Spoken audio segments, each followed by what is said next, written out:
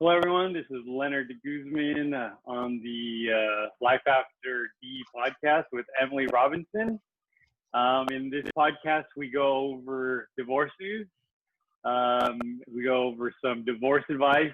Mostly Emily does, like 99% of the advice. It is June 10th, 2020. What's the state of divorce right now, Emily? Well, courts are finally opening up next week. So people are able to proceed with their cases. And there's definitely been, I think, a surge of people calling in concern because they've now been stuck at home with their spouse for 3 months. There's definitely been an uptick in domestic violence cases. But things are still going to be slow for a while because the court now has to triage all of these cases that got pushed off during the time the court was closed. So it's still going to be a little chaotic, but things are starting to move forward. Okay, let's go to divorce news. Fatherly, fatherly.com, 12 big questions to ask yourself before considering a divorce. What is my vantage point? Are my emotional needs being met by someone else? Do I feel empowered in this relationship? Do we understand each other's core values? Is my spouse trying to change what I value? Am I always compromising? Is my spouse growing with me? Would my life be better without my spouse? Is my spouse nicer to me than to other people? Would my spouse know the reason why I'm leaving? Do I still want to connect physically with my spouse? Am I truly listening? And that was the last one. So what do you think of that? I mean, those are all really important things. But a relationship isn't all or nothing. Nobody's perfect, and there's no perfect relationship. So I think a list like that is a good gut check, like to see what areas you can improve on in your marriage. And there's also a lot of like personality tests out there and compatibility tests out there and happiness tests that you can take on the internet and that show you maybe what areas of your life you might want to work on. I don't think, though, if your answers to some of those questions are no, it doesn't necessarily mean rush out and get divorced. It means those are areas that you need to work on with your spouse, whether that's through talking with them or therapy. But it is good to always check yourself and make sure that you're getting what you need and your spouse is getting what they. But you definitely, once you get that answer, if that answer is no, it's time to work on it before you pull that trigger for divorce. Okay. I had an ad go on. That's why the video kind of caught me off guard. Okay. Lifehacker.com. I always like this website. It has some hacks. Here's one. How to stay in love during the pandemic. According to a divorce lawyer, it's been roughly 3 months since we started the social distancing. Despite the distance, many of us have found ourselves physically closer to our partners and significant others. If you found the close quarters are taking a toll on your relationship, divorce attorney James J. Sexton has some advice. You might like to play golf, he says, but if you had to play golf for 16 hours a day, eventually you might say, I'd like to do something different. So, I like to play tennis, and I can only, especially now in the valley, it's really hot. So I can only, even if I wanted to, play more physically, I couldn't. There's only so much running you could do in 100-degree weather. But I see how people, with quarantine, you can get out, right? Golf, with social distancing. Is that healthy for the relationship? I mean, yeah, it's hard to do anything for 16 hours a day, every day for 3 months. And it's hard to be Um, with the same people. I mean, my kids are driving each other nuts. They're every day they're telling me they're sick of each other. Like, you can love somebody, but need your space too. And I think that people need to get creative and find ways to make that space and time for themselves at home. You know, take a walk by yourself, an hour a day, or um, have an exercise routine that you do an hour a day by yourself, or have your hour of TV time separate from your spouse. Even if you live in a tiny studio, you can still find a way to have that space by, you can still do outside recreation. You can go to the park for an hour, take the dog to the park. But I think that if you're the kind of person that needs space, which I think is most people, make it happen, because it's not saying anything bad about your relationship. It's just saying you need some alone time. You need some time to think and process your thoughts and not be on top of each other, all day, every day. yeah. Let's see. Okay, it's time for our celebrity divorce gossip news. Today, today we got William Shatner. Do you remember William Shatner, Of Emily? course. Yeah. Star Trek. What else? Angelina Jolie's dad. No, William. No, Oh, I'm that's thinking of John Voight. Oh, yeah. I have John Voight in my head. I have You John fell. Voight in my. You fell You the know what? credit. Those older legendary actors, they're all the same. Just kidding. No, yes, but William Shatner, yes, Star Trek. And Yeah, also, wasn't he doing a whole bunch of, I can't remember if it was like Expedia or one of those like travel yeah. commercials Okay, okay. recently.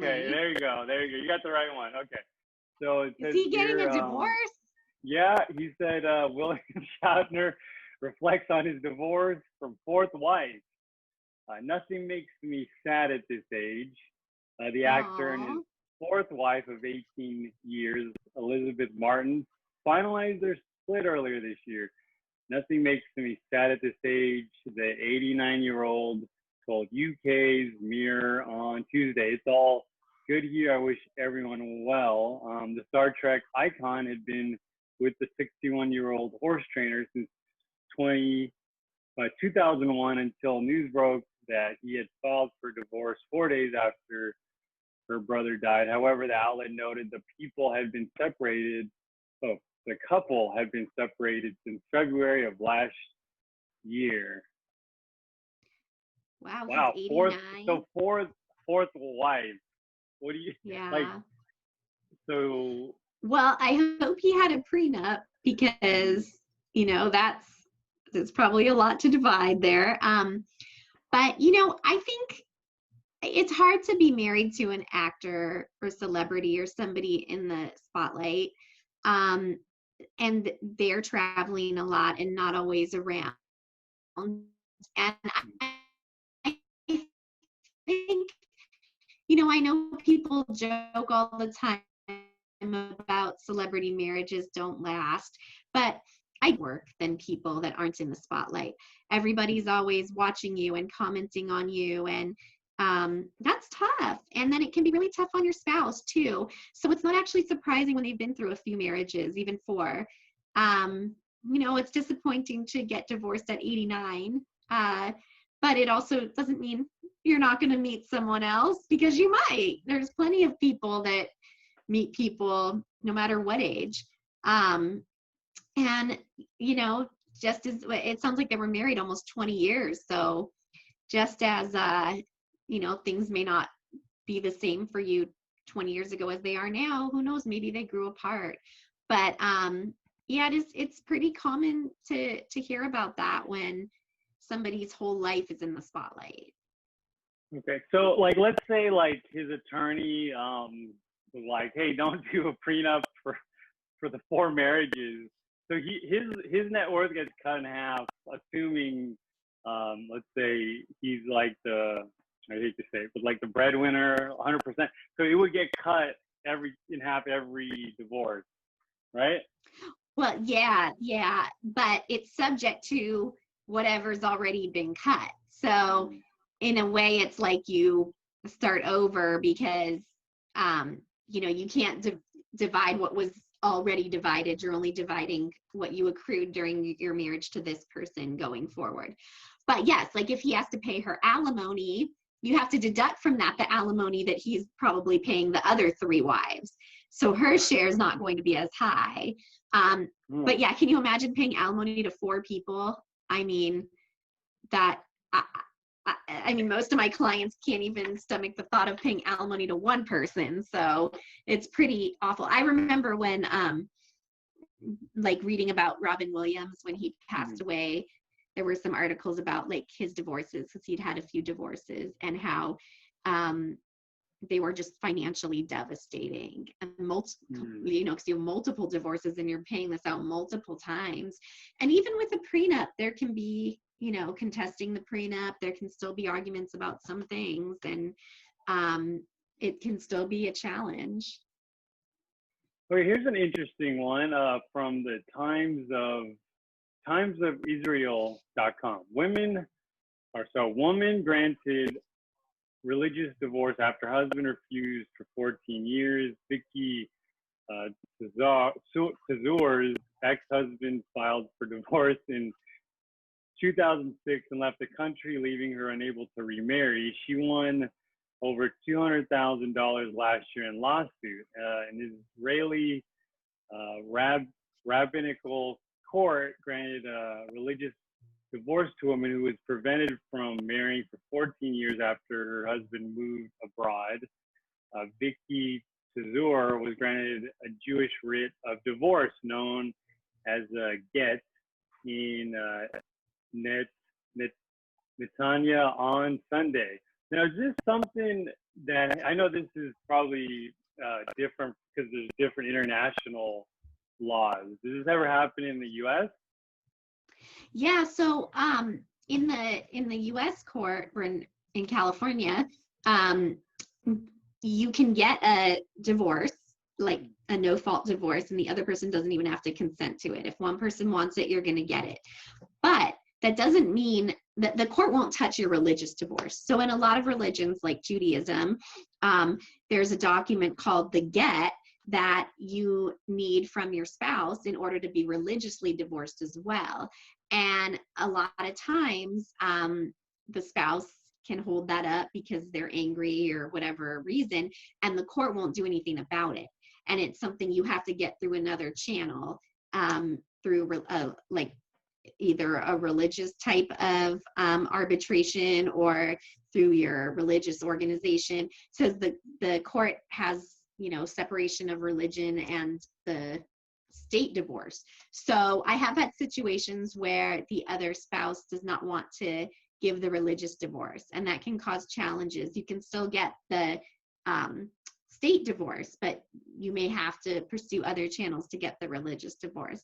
And I've seen that too with Catholicism, and you need a special, like, I don't know if it's a document or a blessing from a Catholic priest, or there's just all different kinds of religious divorces that you have to get done in other ways. And it's frustrating. Sometimes we do try to negotiate it with our divorces and get it as part of that so that the people can get that chapter done. And a lot of times we can negotiate that in our divorces. But yes, it can be really frustrating. Okay, now let's go, let's do a post we can take a look at. Here we go. One year, life after divorce. My divorce was finalized yesterday, and X sent an I love you text as a title. I, 39-year-old female, had my final hearing yesterday. He, 42-year-old male, didn't show up. He sent a text saying he was busy with work. I told him the divorce was finalized. The judge will email him a copy of the divorce decree, and I wished him best of luck in the future. He then sent me a text saying how our 20 years together wasn't all bad. We have 2 beautiful kids from it. He wants to rebuild our friendship and that he still loves me. Thankfully, I have a therapist who warned me about him pulling a stunt like this. and don't take the bait this time. A little context, I left because he was abusive. He never thought I have had the courage to leave, and he became a very vicious and diabolical during the divorce process. My therapist has met and talked with him on a few occasions, and she said she wouldn't be surprised if he fell on the NPD spectrum, narcissism. Well, I can't tell you how many times I hear that somebody's narcissistic and abusive. And I think that's for two reasons. One, because it's probably true. There are a lot of narcissistic, abusive people out there. And that would be a common thing that leads to divorce.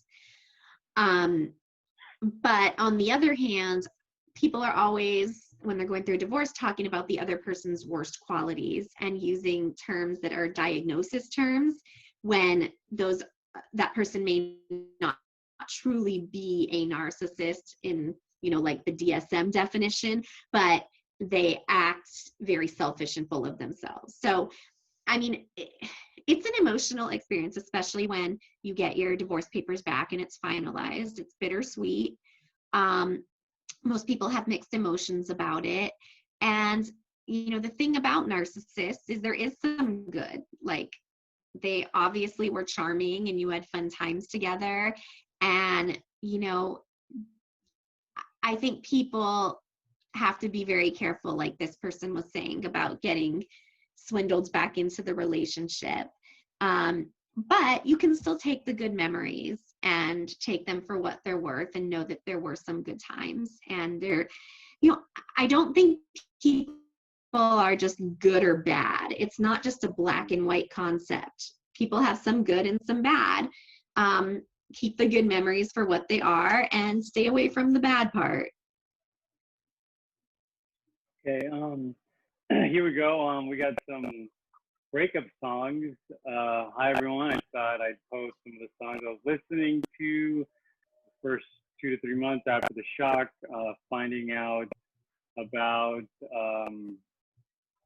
I think this is my husband's affair and filing for divorce. Sometimes listening to these songs brought me to tears, but they helped me process all the emotions I was feeling. I know I'm doing much better 6 months later because I've reverted back to my normal music. All right, so let's see. She likes Demi Lovato's "Tell Me You Love Me," Maroon 5's "This Love," Eminem and Rihanna's "Love the Way You Lie," Katy Perry's "The One That Got Away." Now, what's your favorite? You have a favorite breakup love song?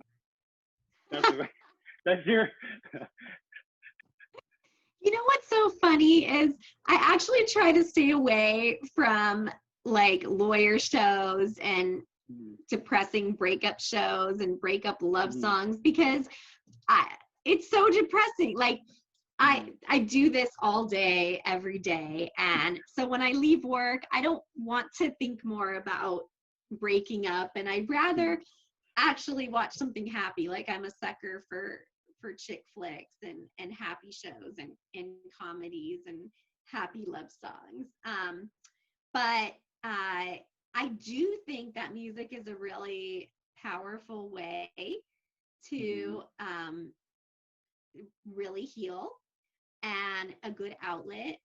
It can make you feel the emotions you need to feel and cry when you need to cry and cheer up when you need to cheer up. And it also connects you to other people. Like usually the people that wrote these songs or the performers have been through something like this and you can connect to them in that way. I will say, and this is going to date me, but if I want to listen to something sad that makes me like, not even sad, but the emotional type of music, I'd probably go for anything by Boys to Men.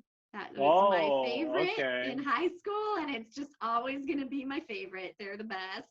Those are the songs that when they come on, I'm like, oh, I can feel the emotions. Yeah, you could see them before COVID. Like they were playing at like small venues, like Pachanga, like these Indian casinos. I was like, okay, I was looking forward to watching them, but yeah, so There's a venue maybe by there's a venue out here by me in Agoura Hills that has um a lot of like they had Air Supply, they have Boys to Men sometimes. They had Sir Mix-a-Lot, like all the stuff I loved listening to back in the day. And before COVID, you could go see them all. It was great. oh, so much for concerts. All right, Right? I know. let's go to our last post.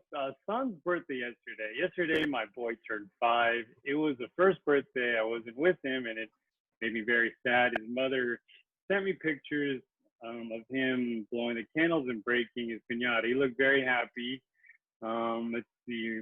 His mom and I had already split up. We were able to have a single party and have a road trip to Legoland, which made him so happy. Unfortunately, we are not in those terms now. I really wish we would be okay in order to have a single party next year, but she has mental health issues and blames me for everything that goes wrong in her life. I've been moving forward, but yesterday was a very painful day, and I hate that my kids can't have both of their parents on their birthdays. Divorce sucks. Yeah, I mean, that's one of those things that's inevitably going to change. And unfortunately, you may not have the kind of relationship where you can do joint parties and things like that. And if that's the case, you just have to move on and do your own thing. You know, what kid doesn't want 2 birthday parties? Throw another birthday party and do what you want to do at your party. It's hard, but it's not worth it to hang yourself up on the what ifs. And I wish it could be this way. If it's not that way, take control and make it a way that you want. Make it, do the best you can with your situation so that you can get to enjoy as many moments, you know, as you can with your child and have your memories and your new memories be good.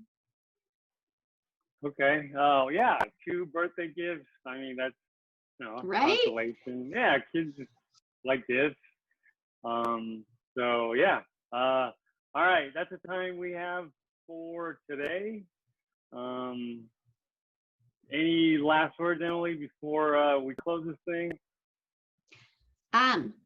Please subscribe. And if you ever have any interesting questions or topics you want to share, feel free to contact us and we can talk about them on our podcast. And just stay healthy and safe out there. It's scary times and we need to look out for each other and keep each other safe and healthy. Okay, so we'll see everyone next week. Bye-bye.